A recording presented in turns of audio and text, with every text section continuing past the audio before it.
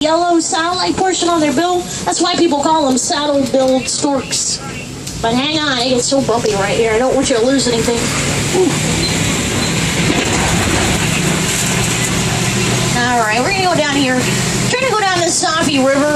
We're gonna go look for a Nile hippopotamus.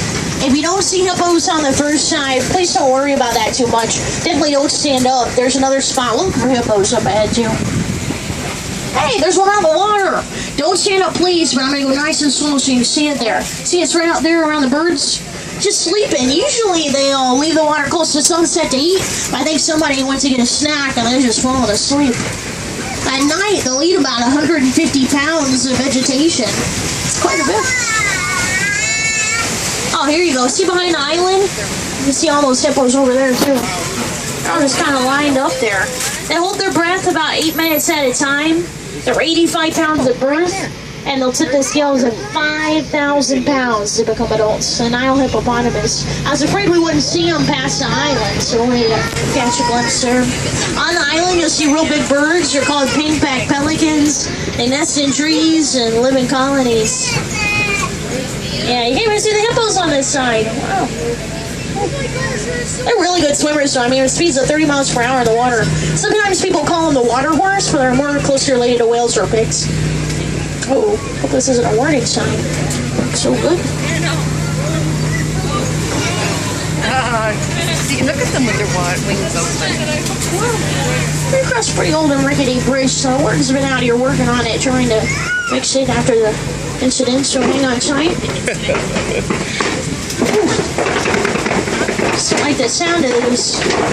Alright, just hang on back there. Get you off this thing so we go see some more animals. There we go. Good name. We're going to leave the forest, which is a good thing. We're entering the savannah. It's home to a different ecosystem and all sorts of different animals. So there's no telling what we're going to find out here.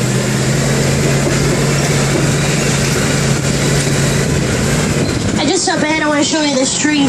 Every time I look at it, it looks to me like somebody planted it upside down, but this is really the way it grows. Check it out, that's a baobab tree. Lives to be about 2,000 years old. It'll go without leaves 9 months out of the year. It'll just protect itself from the drought. Some people call it the upside down tree, the baobab tree.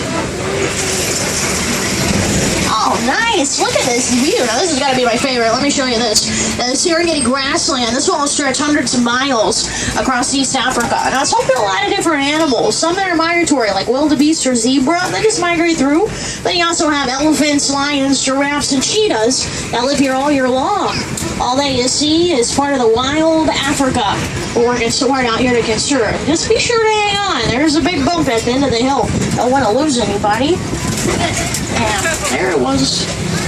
Now look around here. I like to point out the landscape just because it's pretty amazing. See all the trees out here, their leaves are stopping at the same level, about the height of a giraffe, because giraffes spend all day long eating, so they keep the leaves off the trees. They spend 18 to 20 hours eating every day. And you have elephants, they want to get to the leaves at the top the giraffes can't reach, so they knock trees over. They're kind of like bulldozers.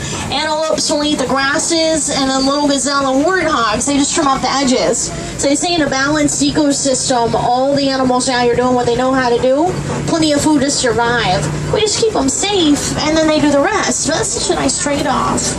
I want to show you just out here grazing. You're going to see on the passenger side, those gray animals, those are called white-bearded wildebeest. They're also called new cattle. That's spelled G-N-U. It's the sound that they make. They're one of the largest groups of migrating animals in the world, the white-bearded wildebeest.